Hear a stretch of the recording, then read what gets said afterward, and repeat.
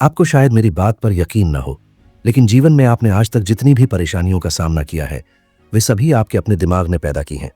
हाँ, मुझे पता है कि यह बेतुका लग रहा होगा, शायद यह अन्यायपूर्ण भी लगे, लेकिन मुझे बताइए, कितनी बार आपको लगा है कि कोई समस्या आपसे बहुत बड़ी थी, जबकि असलियत में वह सिर्फ आपकी सोच से बड़ी थी।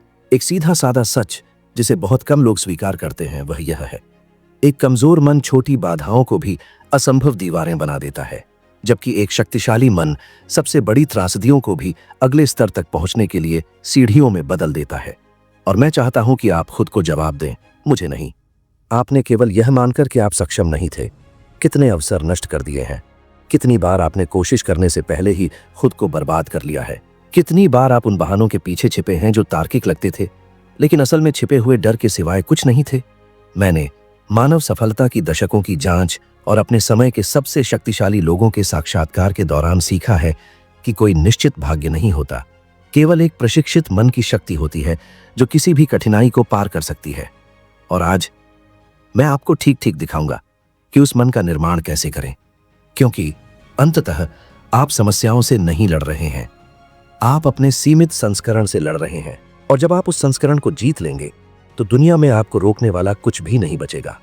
जिस पल मैंने मानव मन की गहराई से जांच करने का फैसला किया, मैंने एक ऐसी बात खोजी जिसे ज्यादातर लोग कभी नहीं समझते। कठिनाई किसी को नहीं चुनती, हम चुनते हैं कि हम उस पर कैसे प्रतिक्रिया करते हैं। और अजीब बात है, हम लगभग हमेशा सबसे खराब संभव तरीका चुनते हैं। क्या आपने कभी देखा है कि किसी व्यक्ति का समस्या का सामना करने से पहले ही हार मान लेना कितना आम है? क्या कितने लोग उन चुनौतियों से पंगु हो जाते हैं जिन्हें असल में एक सरल कदम आगे बढ़ाकर हल किया जा सकता था। यह प्रतिक्रिया बाधा से उत्पन्न नहीं होती, यह एक अप्रशिक्षित मन से उत्पन्न होती है। और इसीलिए एक शक्तिशाली मन के निर्माण का पहला कदम यह समझना है कि हर कठिनाई सबसे बढ़कर आपकी आंतरिक क्षमता की एक मौन परीक्षा है। अपने जीवन काल में मैंने उन पुरुषों का साक्षात्कार किया है जिन्होंने उद्योगों को आकार दिया, जनसमूहों को प्रभावित किया और साम्राज्यों का निर्माण किया। बहुत कम लोग जानते हैं कि ऐसी ऊंचाइयों तक पहुंचने से पहले उनमें से लगभग सभी ने ऐसी परिस्थितियों का सामना किया था जो सामान्य लोगों को नष्ट कर देती। उदाहरण के लिए, एंड्रयू कार्नेगी ने सबसे बड़े स्टील उद्योगपति बनने से पहले अत्यधिक गरीबी में जीवन बिताया। उन्होंने एक बार मुझसे कहा था कि एक व्यक्ति की सबसे बड़ी संपत्ति वह नहीं है जिसे वह नियंत्रित करता है, बल्कि वह है जिसे वह सहने में सक्षम है। और मुझे एहसास हुआ कि यह सच था। यह धन नहीं था जिसने उन्हें मजबूत बनाया, यह एक ऐसा मन था जिसे हर बाधा को उन्नति के अवसर में बदलने के लिए प्रशिक्षित किया गया था। लेकिन जहां कई लोग पार कर जाते हैं, वहीं दूसरे खुद को नष्ट होने देते हैं। ऐसे लोगों के बारे में सोचें जिन्होंने अपनी प्रतिभा के बावजूद हार मान ली, क्योंकि उन्होंने भावनाओं को अपने फैसलों पर हावी होने दिया। प्रतिभाशाली लोग जिन्होंने सब कुछ खो दिया, बुद्धिमत्ता की कमी के कारण नहीं, बल्कि मानसिक निपुणता की कमी के कारण। उन्होंने डर को हर कदम पर मार्गदर्शक बनने दिया। और जब डर पायलट होता है तो जीवन अनिवार्य रूप से पटरी से उतर जाता है। मैंने खुद इसका अनुभव किया। एक बार जब मैं अभी भी युवा था, मैंने कई मुश्किल महीने बिताए जब मुझे उन समाचार पत्रों द्वारा अस्वीकार कर दिया गया था जिनके बारे में मुझे विश्वास था कि वे मेरे लेखन को प्रकाशित करेंगे। असफलता का एहसास इतना गहरा था कि मैं अपने उद्देश्य पर संदेह करने लगा। मुझे याद है कि मैं एक धूल भरी सड़क पर अकेला चल रहा था, खुद से पूछ रहा था कि क्या मेरे पास दुनिया को देने के लिए वास्तव में कुछ भी मूल्यवान है। उस अवधि ने मेरी नींद, भूख और यहां तक कि आत्मविश्वास भी छीन लिया।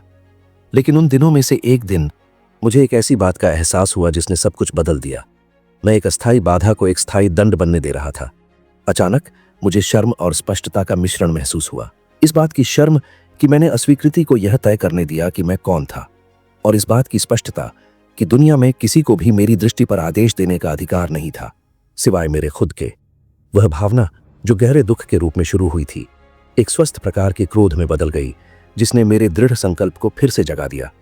मैं उस दिन इस दृढ़ निर्णय के साथ घर लौटा कि मैं इतना अच्छा बनूंगा कि कोई मुझे फिर कभी नजरअंदाज नहीं करेगा। यही वह बात है जिसे बहुत से लोग नहीं समझते। कठिनाई अक्सर वह शक्ति होती है जो सुप्त महानता को जगाती है। विज्ञान इसकी पुष्टि करता है।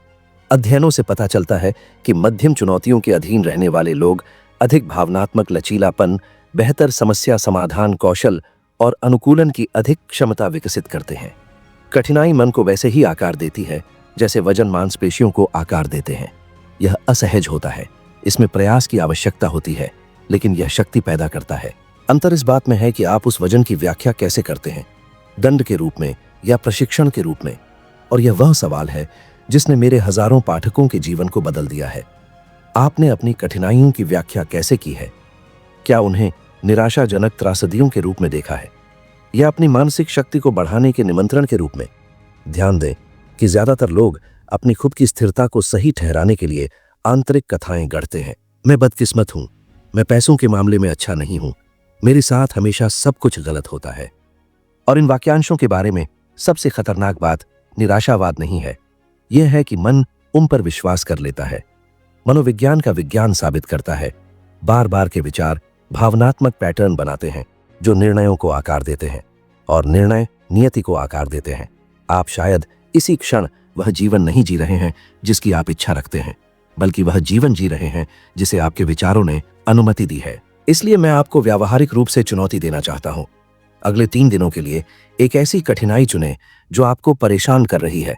यह वित्तीय, भावनात्मक, पारिवारिक या व्यावसायिक हो सकती है, और इसे मानसिक प्रशिक्षण के रूप में माने, न कि जीवन के व्यक्तिगत हमले के रूप में। हर बार जब अक्षमता की भावना उत्पन्न हो तो तुरंत उसे एक प्रश्न से बदल दें, यह मुझे क्या सिखाने की कोशिश कर रहा है? इसे बिना चूके करें। 3 दिन, केवल 3, और आप कुछ असाधारण देखना शुरू कर देंगे। कठिनाई छोटी नहीं होती, आप बड़े हो जाते हैं, और जब आप बड़े होते हैं तो यह वह शक्ति खो देती है जो इसे हमेशा लगती थी, क्योंकि अंत में कठिनाई पर विजय पाना दुनिया को जीतने के बारे में नहीं है। यह उस आंतरिक कमजोरी को जीतने के बारे में है जो आपको अपनी ताकत की वास्तविक सीमा देखने से रोकती है। जब मैं एक शक्तिशाली मन के निर्माण की बात करता हूं तो मेरा मतलब केवल क्षणिक साहस से नहीं है। मेरा मतलब अपनी भावनाओं को नियंत्रित करने के दैनिक अनुशासन से है, इससे पहले कि वे आपको नियंत्रित करें। एक अप्रशिक्षित मन प्रतिक्रिया करता है, एक शक्तिशाली मन जवाब देता है। और यह अंतर उन छोटी मोटी बातों में प्रकट होता है जो आप हर दिन करते हैं। आप एक खराब फोन कॉल, एक अप्रत्याशित बिल या काम पर आलोचना पर कैसे प्रतिक्रिया करते हैं? खुद से पूछें। भावनात्मक आवेश या डर की गर्मी में लिए गए निर्णय के कारण कितने अवसर हाथ से निकल गए हैं? कितनी बार आपने एक अच्छी तरह से बनाई गई योजना को एक आरामदायक बहाने से बदल दिया है?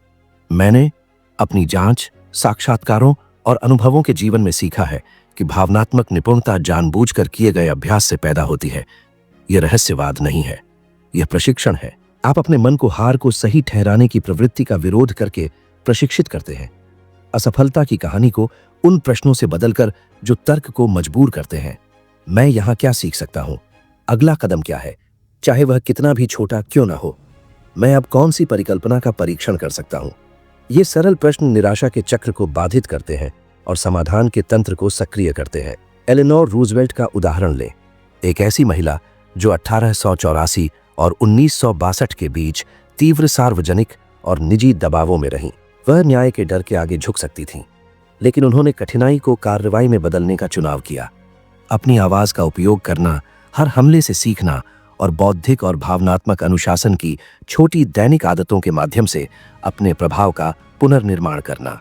यह कोई संयोग नहीं है कि ऐसे व्यक्ति जिन्होंने अपनी भावनाओं पर महारत हासिल की, समस्याओं को विकास के मंचों में बदलने में कामयाब रहे। दूसरी ओर ऐसे जीवन भी हैं जो इस निपुणता की कमी के कारण बिखर गए। अल कैपोन आपराधिक संगठन की अपनी कला में प्रतिभाशाली था, लेकिन उसने अहंकार, आवेग और नैतिक सिद्धांतों की अनुपस्थिति को अपने कदमों को निर्धारित करने दिया। उसका अंत तकनीकी विफलता से नहीं हुआ, यह इसलिए हुआ क्योंकि एक अनियंत्रित मन ने बार बार ऐसे रास्ते चुने जिन्होंने सब कुछ नष्ट कर दिया। जब भावना आदेश देती है तो तर्क और रणनीति जमीन खो देते हैं और अराजकता जीत जाती है। अब मुझे एक वास्तविक स्मृति साझा करने दें जिसने मेरी समझ को आकार दिया। एक समय था जब मुझे वॉशिंगटन में सरकारी हलकों के साथ काम करने के लिए बुलाया गया था, एक ऐसी जगह जहां शब्दों का वजन होता है और निर्णय गूंजते हैं। मैं डरा हुआ अंदर गया, जिम्मेदारी का बोझ और जबरदस्त असुरक्षा महसूस कर रहा था। पहली बैठक में मैं लगभग आलोचना पर एक कठोर प्रतिक्रिया दे बैठा था जो मेरी विश्वसनीयता को बर्बाद कर देती। इसके बजाय मैं रुका, सांस ली और एक मापा हुआ जवाब दिया। जो भावना उसके बाद आई वह आश्चर्य की, लगभग राहत की थी। मुझे एहसास हुआ कि मुझे अपनी योग्यता को आवेगपूर्ण प्रतिक्रियाओं के माध्यम से साबित करने की आवश्यकता नहीं थी। मुझे इसे आत्मनियंत्रण के माध्यम से प्रदर्शित करने की आवश्यकता थी। उस चुनाव ने किसी भी गर्मागर्म बचाव से ज्यादा जोर से बात कही। जिस भावना ने मुझे हावी करने की कोशिश की थी वह स्पष्टता में बदल गई और इसके साथ मेरा प्रभाव मजबूत हो गया। यह कहानी नाटकीयकरण नहीं है, यह एक सरल निर्णय है जिसने एक बातचीत की दिशा और परिणाम स्वरूप भविष्य के अवसरों को बदल दिया। मैंने वर्षों से जिन व्यवहारिक शोधों की जांच की है वे इसकी पुष्टि करते हैं। जो लोग आत्मनियमन का अभ्यास करते हैं वे अधिक तर्कसंगत वित्तीय निर्णय लेते हैं, कल्याण के उच्च स्तर प्रदर्शित करते हैं और नुकसान से तेजी से उभरते हैं। दूसरे शब्दों में, भावनाओं पर महारत हासिल करना केवल महान नहीं है, यह व्यावहारिक भी है। यदि आप समृद्ध होना चाहते हैं तो उन स्वचालित प्रतिक्रियाओं पर महारत हासिल करने से शुरुआत करें जो आपके बैंक खाते, आपकी नींद और आपके रिश्तों को नष्ट करती है। लागू करने योग्य अभ्यास। आज 3 ऐसे ट्रिगर पहचानें जो आमतौर पर आप में आवेगपूर्ण प्रतिक्रियाएं पैदा करते हैं। यह सोशल मीडिया तुलना, पेशेवर आलोचना या एक बड़ा बिल हो सकता है। प्रत्येक ट्रिगर के लिए पहले एक वैकल्पिक कार्रवाई लिखें। 30 सेकंड के लिए सांस लें। व्यावहारिक विकल्प लिखें। उदाहरण के लिए, समाधान के लिए कॉल करें। विकल्पों का मूल्यांकन करें। 24 घंटे के लिए निर्णय टाल दें और उसे निष्पादित करें। इसे 7 दिनों तक करें। दोहराव भावनात्मक तीव्रता को कम करता है और एक नया पैटर्न बनाता है।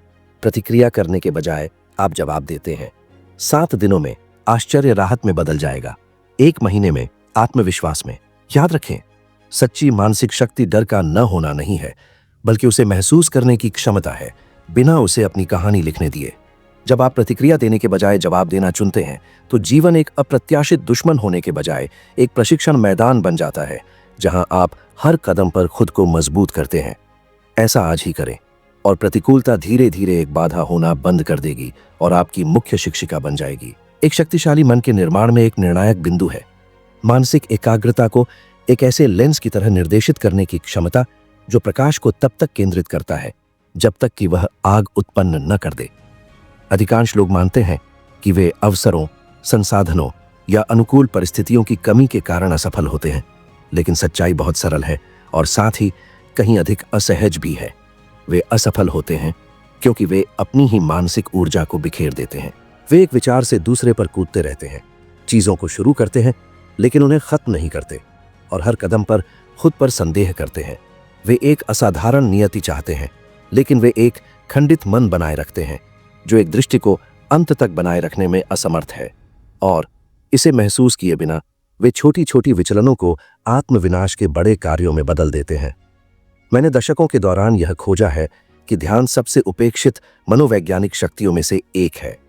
यह केवल एकाग्रता नहीं है, यह सही दिशा में लगाया गया दृढ़ता है, और यह ठीक वही है जो उन लोगों को अलग करता है जो प्रतिकूलताओं पर विजय प्राप्त करते हैं उनसे जो उनसे पराजित होते हैं। जब आप अपने मन को एक परिभाषित उद्देश्य पर अपनी नजर टिकाए रखने के लिए प्रशिक्षित करते हैं, तब भी जब आपके आसपास की हर चीज आपको उससे दूर खींचने की कोशिश करती है, तो आंतरिक रूप से कुछ बदलना शुरू हो जाता है। आपके विचार सभी दिशाओं में भागना बंद कर देते हैं और इसके बजाय एक स्पष्ट लक्ष्य की ओर मार्च करते हुए संरेखित सैनिकों की तरह कार्य करना शुरू कर देते हैं। थॉमस एडिसन का उदाहरण लें। 1883 और 1930 के बीच अपने सबसे प्रभावशाली आविष्कारों पर काम करते हुए उन्हें अनगिनत असफलताओं का सामना करना पड़ा। इतिहास अंतिम तापदीप्त बल्ब से पहले 1000 से अधिक असफल प्रयासों को दर्ज करता है, लेकिन एडिसन ने इन प्रयासों को हार के रूप में नहीं देखा। उन्होंने उन्हें डेटा समायोजन ऐसी जानकारी के रूप में देखा जिसने उन्हें अपने लक्ष्य के करीब लाया। उनके पास एक ऐसा मन था जो अपने सच्चे मार्ग से विचलित न होने के लिए प्रशिक्षित था, तब भी जब कोई और हार मान चुका होता। उनकी शक्ति केवल उनकी प्रतिभा में नहीं थी, बल्कि उनके अटूट ध्यान में थी। यह इसी प्रकार का ध्यान है जो प्रतिकूलता को एक बाधा होने से रोककर केवल मार्ग का एक हिस्सा बनने देता है। और इस कहानी का विपरीत भी है। ऐसे लोग हैं जिन्हें बड़े अवसर मिले, लेकिन उनमें उन्हें बनाए रखने के लिए आवश्यक मानसिक अनुशासन की कमी थी। निकोला टेस्ला का एक उल्लेखनीय उदाहरण है। वह प्रतिभाशाली थे। उनके पास एक ऐसा मन था जो भविष्य का अनुमान लगाता प्रतीत होता था, लेकिन व्यावहारिक ध्यान की कमी और रोजमर्रा के निष्पादन से कटी हुई कल्पनाओं में खो जाने की उनकी प्रवृत्ति ने उनकी वित्तीय विरासत को नष्ट कर दिया। वे बुद्धिमत्ता की कमी के कारण असफल नहीं हुए, बल्कि मानसिक दिशा की कमी के कारण असफल हुए। एक जीवन जो रणनीति के बजाय आवेगों द्वारा अधिक निर्देशित था। एडिसन और टेस्ला के बीच यह विरोधाभास एक असहज सच्चाई को उजागर करता है। बिना ध्यान के एक प्रतिभाशाली मन एक त्रासदी बन जाता है।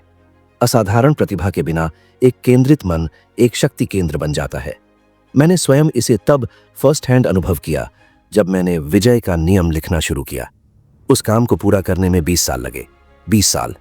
उस अवधि के दौरान मुझे वित्तीय दबावों, राजनीतिक परिवर्तनों, व्यक्तिगत नुकसान और यहां तक कि धमकियों का सामना करना पड़ा। लेकिन एक विशेष क्षण था जिसने सब कुछ बदल दिया।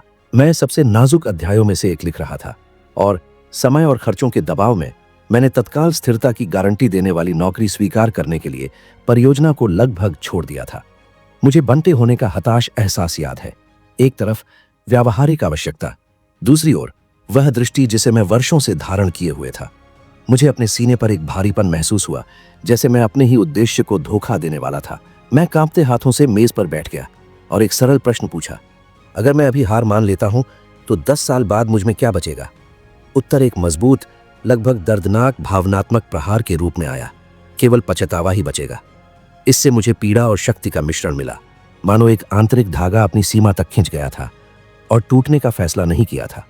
मैंने लिखना जारी रखा और वह अध्याय जिसे मैंने लगभग छोड़ दिया था, काम के सबसे परिवर्तनकारी हिस्सों में से एक बन गया। आधुनिक तंत्रिका विज्ञान इस बात की पुष्टि करता है जो मैंने अनुभवजन्य रूप से देखा। जब आप अपना ध्यान एक ही उद्देश्य पर केंद्रित करते हैं और इसे प्रतिदिन दोहराते हैं, तो आपका मस्तिष्क तंत्रिका कनेक्शन को मजबूत करता है, जो उस मार्ग को अधिक स्वाभाविक, स्वचालित और मजबूत बनाते हैं। ऐसा लगता है जैसे मन आंतरिक ट्रैक बनाता है जो भविष्य के निर्णयों को सुविधाजनक बनाते हैं। जो लोग अध्ययन करते हैं, कल्पना करते हैं और एक ही उद्देश्य के अनुरूप कार्यों को निष्पादित करते हैं, उनमें संतुष्टि, स्पष्टता और कल्याण के उच्च स्तर होते हैं, क्योंकि वे कम आंतरिक संघर्षों का अनुभव करते हैं। फैलाव चिंता उत्पन्न करता है, ध्यान शांति उत्पन्न करता है। इसलिए मैं कुछ व्यावहारिक प्रस्ताव करना चाहता हूं। अगले 7 दिनों के लिए एक उद्देश्य चुनें, केवल एक, और प्रतिदिन 30 मिनट विशेष रूप से उस पर समर्पित करें। कोई व्याकुलता नहीं, कोई रुकावट नहीं, कोई बहाना नहीं। इस समय का उपयोग योजना बनाने, अध्ययन करने, निष्पादित करने या यह समीक्षा करने के लिए करें कि क्या करने की आवश्यकता है। प्रत्येक दिन के अंत में एक उन्नति नोट करें, चाहे वह कितनी भी छोटी क्यों ना हो। इसे अनुशासन के साथ करें और आप एक असाधारण घटना को समझना शुरू कर देंगे।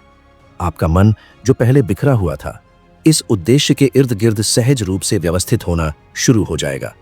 विचार अधिक स्पष्टता के साथ आएंगे, निर्णय अधिक स्पष्ट लगेंगे और चिंता कम होगी, क्योंकि अंत में एक शक्तिशाली मन वह नहीं है जो सब कुछ जानता है। यह वह है जो जानता है कि वह कहां जा रहा है और विचलित होने से इनकार करता है। एक अंतिम तत्व है जो किसी भी प्रतिकूलता को पराजित करने की मानवीय क्षमता को पूरी तरह से बदल देता है। वे शब्द जिनका उपयोग आप अपने आप को, अपने जीवन को और अपने भविष्य को वर्णित करने के लिए करते हैं।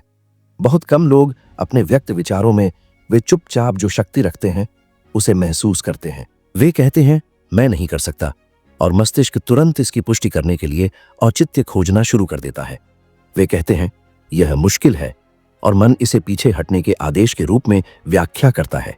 वे कहते हैं एक दिन मैं कोशिश करूंगा, और शरीर जड़ता के साथ प्रतिक्रिया करता है। शब्द भावनाओं को आकार देते हैं, भावनाएं निर्णयों को आकार देती हैं, निर्णय नियति का निर्माण करते हैं। और जब आप अपने आप से बात करने के तरीके को जानबूझकर बदलते हैं, तो आप पूरे मनोवैज्ञानिक परिदृश्य को बदल देते हैं जहां आपका जीवन घटित होता है। इसीलिए मैंने हमेशा यह पुष्टि की है कि पहला क्षेत्र जिसे आपको जीतना है वह आंतरिक भाषा का क्षेत्र है। कोई भी संयोग से नहीं जीतता, कोई भी कमजोरी के शब्दावली को बनाए रखकर मानसिक रूप से मजबूत नहीं बनता। अपने आसपास के लोगों का विश्लेषण करें। उनमें से कितने लोग अपना दिन यह काम नहीं करेगा, यह हमेशा ऐसा ही होता है, मेरा जीवन कभी नहीं बदलता, जैसे वाक्यांशों को दोहराते हुए बिताते हैं। कितने लोग अपने वेतन, अपने वातावरण, अपने अवसरों के बारे में शिकायत करते रहते हैं, जैसे कि शिकायत शब्द ठहराव को उचित ठहराने के लिए एक आरामदायक बिस्तर था। अब सोचें, कितनी बार आपने स्वयं बिना समझे अपनी ही भावनात्मक खाई खोदने के लिए भाषा का उपयोग किया है। मैंने इसे तब फर्स्ट हैंड देखा जब मैं उन राष्ट्रपतियों और नेताओं के साथ था जो राष्ट्रीय निर्णयों का बोझ उठाते थे। उन्होंने खुद को यह घोषित करने की अनुमति नहीं दी, यह काम नहीं करेगा। वे कहते, हम इसे कैसे सफल बना सकते हैं। यह अंधा आशावाद नहीं था, यह मानसिक रणनीति थी। भाषा ने ध्यान को पुनः निर्देशित किया। दबाव के आगे झुकने के बजाय उन्होंने विकल्प बनाए, और मैंने एक सच्चाई महसूस की जिसे मैं आज भी अपने साथ रखता हूं। यदि आप अपने शब्द बदलते हैं तो आप अपना क्षितिज बदल देते हैं। लेकिन मैंने इसका विपरीत भी देखा। प्रतिभाशाली लोग जिन्होंने पूरे करियर को नष्ट कर दिया क्योंकि उन्होंने अस्थायी हार को एक स्थायी पहचान में बदल दिया। मुझे अपने समय के एक सार्वजनिक व्यक्ति याद हैं जो प्रतिभाशाली और प्रभावशाली थे, जो दोहराते रहते थे, मैं बदकिस्मत हूं। हर चुनौती के साथ उन्होंने इस वाक्यांश को मजबूत किया। हर असफलता के साथ वह कहते, मेरे साथ हमेशा ऐसा ही होता है। और अंत तक उनके लिए बिल्कुल ऐसा ही था। अवसर हाथ से निकल रहे थे, दरवाजे बंद हो रहे थे, रिश्ते टूट रहे थे। इसलिए नहीं कि दुनिया ने उन्हें अस्वीकार कर दिया, बल्कि इसलिए कि उनकी अपनी ही मान्यता ने उन्हें कोशिश करने से पहले ही हारने के लिए भावनात्मक रूप से प्रोग्राम कर दिया था। जब एक शब्द एक वाक्य में बदल जाता है तो मन एक वफादार गुलाम की तरह आज्ञा मानता है। मैंने दूसरी ओर इस सिद्धांत की क्रूर शक्ति को तभी समझा जब मैंने एक ऐसी स्थिति का अनुभव किया जिसने मुझे लगभग पटरी से उतार दिया था। सोचो और अमीर बनो लिखने के कई साल पहले मुझे भावनात्मक और वित्तीय दिवालियापन के द्वार का सामना करना पड़ा था। मैं रात के अंधेरे में एक कच्ची सड़क पर अकेला चल रहा था और खुद को मानसिक रूप से दोहराते हुए पाया। शायद मैं जीतने के लिए नहीं बना था। ऐसा लग रहा था मानो हर वाक्यांश मेरी ऊर्जा खत्म कर रहा था, मुझे छोटा, कमजोर और अधिक भ्रमित कर रहा था। अचानक, लगभग आक्रोश के उछाल के रूप में, मैंने अपने सीने में एक गांठ कसती महसूस की, गहरे दुख और शांत क्रोध का मिश्रण, और मैं सड़क के बीच में रुक गया। मैंने खाली और अंधेरे आकाश की ओर देखा और जोर से बोला, लगभग एक दबी हुई चीख की तरह, मैं जीतूंगा, भले ही मैं अभी जमीन पर हूं, मैं जीतूंगा। भावनात्मक बदलाव तत्काल था। मेरे पैर कांपना बंद हो गए, मेरी सांसें लय में लौट आईं। शब्दों के उस साधारण आदान प्रदान ने मेरी बाहरी परिस्थितियों को नहीं बदला, लेकिन इसने मेरी आंतरिक प्रवृत्ति को पूरी तरह से बदल दिया। और यही प्रवृत्ति थी जिसने मुझे वे कुछ सबसे महत्वपूर्ण पृष्ठ लिखने की अनुमति दी जो मैंने कभी उत्पादित किए हैं। कभी कभी एक वाक्य हार मानने और फिर से शुरू करने के बीच का पुल होता है। आधुनिक शोध इस बात की पुष्टि करता है जो मैंने अनुभवजन्य रूप से देखा। अध्ययनों से पता चलता है कि जो लोग रचनात्मक पुष्टि और समाधान उन्मुख भाषा का अभ्यास करते हैं, उनमें भावनात्मक लचीलेपन के उच्च स्तर, तनाव के प्रति अधिक सहनशीलता, बेहतर वित्तीय प्रदर्शन और यहां तक कि बेहतर स्वास्थ्य संकेतक भी होते हैं। इसलिए नहीं कि शब्द जादुई हैं, बल्कि इसलिए कि वे उस भावनात्मक प्रणाली को आकार देते हैं जो यह निर्धारित करती है कि आप जीवन के सामने कैसे कार्य करते हैं।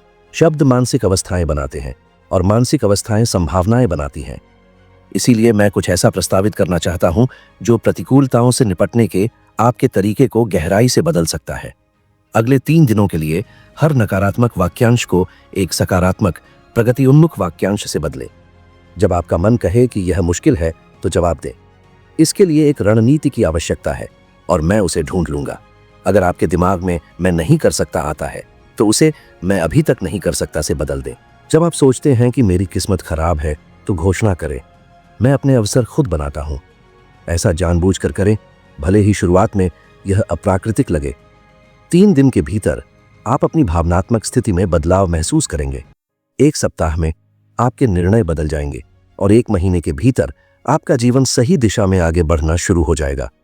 क्योंकि जब आपके शब्द बदलते हैं तो आपका मन बदलता है, और जब आपका मन बदलता है तो असंभव भी आपकी इच्छा के सामने झुकने लगता है। चुनौतियां आपकी दुश्मन नहीं है, आपकी भाषा है।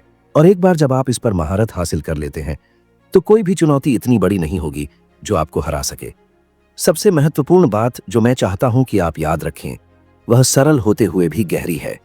जो शब्द आप अपने जीवन का वर्णन करने के लिए इस्तेमाल करते हैं, वे इस ठीक क्षण आपके अनुभव किए जा रहे जीवन की गुणवत्ता को आकार दे रहे हैं। वे केवल खोखले वाक्यांश या ढीली अभिव्यक्तियां नहीं हैं, वे आपके स्वयं के भाग्य को भेजे गए सीधे आदेश हैं।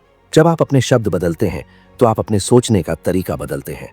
जब आप अपनी सोच बदलते हैं तो आप अपने निर्णय बदलते हैं, और जब आप अपने निर्णय बदलते हैं तो आप अनिवार्य रूप से अपना भाग्य बदल देते हैं। इसीलिए इस पूरे वीडियो के दौरान मैंने आपसे अपने आंतरिक संवाद को नियंत्रित करने का आग्रह किया है, क्योंकि यहीं से सब कुछ शुरू होता है। और अगर आप यहां तक आ गए हैं तो इसका मतलब है कि आपके भीतर अपनी वास्तविकता को बदलने की एक सच्ची इच्छा है। यह आपकी तरक्की की पहली सीढ़ी है। अगली आपके ठीक सामने है। तो अपनी यात्रा जारी रखें, चैनल को सब्सक्राइब करें और अब आपकी स्क्रीन पर दिखने वाले अगले वीडियो पर जाएं। वहां आप ज्ञान, स्पष्टता और व्यक्तिगत विकास की अपनी सीढ़ी पर एक और स्तर ऊपर चढ़ेंगे। हर वीडियो इस भव्य पहेली का एक टुकड़ा है जिसे आप उस व्यक्ति बनने के लिए जोड़ रहे हैं जो आप हमेशा से जानते थे कि आप बन सकते हैं। मैं इस बिंदु तक मेरे साथ जुड़ने के लिए आपकी तहे दिल से सराहना करता हूं और जान लें कि मैं अगले वीडियो में आपका इंतजार कर रहा हूंगा ताकि हम और भी आगे बढ़ सकें।